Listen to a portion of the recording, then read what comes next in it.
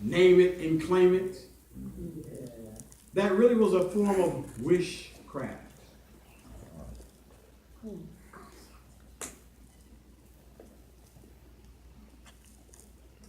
You hear folks running around saying, it's my season. I don't mean to shoot you down. If that's where you're at. That's where you're at in the Christian walk. But here we read it right here. God is the one that provides the season. In case you didn't read it for yourself in Genesis 8:2. There's only 2 seasons. There's only 2. We didn't make 4 seasons now. And it's hard to tell what those are now. Anyway, so he says that God does what? The times and the seasons. He removeth kings, and if we still worry about who's going to be president, don't worry about it. Why? Because God is the one that's handling this. Right. Amen. And whoever get in, God won't handle them. Right. And setteth up kings, he giveth wisdom unto the wise and knowledge to them that know understanding. Now you understand why James said, look, if you lack wisdom and understanding, with wisdom and knowledge, ask of God. Right. Why? Because God, if you got wisdom, God will add to your wisdom. If you got understanding, God will add to your understanding. If you have knowledge, God will add to your knowledge. Anybody you ever passed a test and only read half the book? God added to your knowledge. Boy. I read half the book. And anybody read half the book and prayed like, oh, God help me.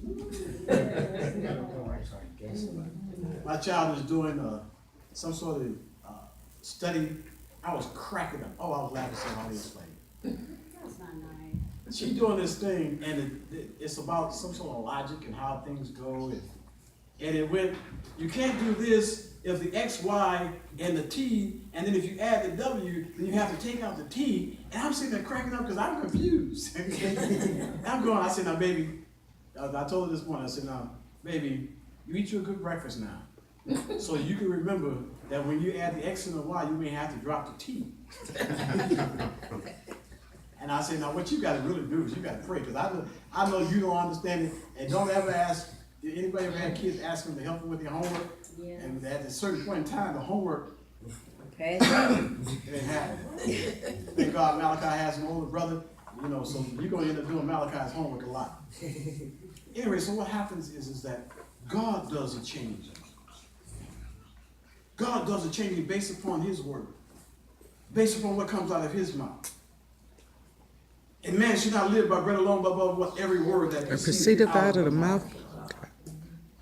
This afternoon, are you living strictly on the word or strictly on what we think? I don't care what some poll says.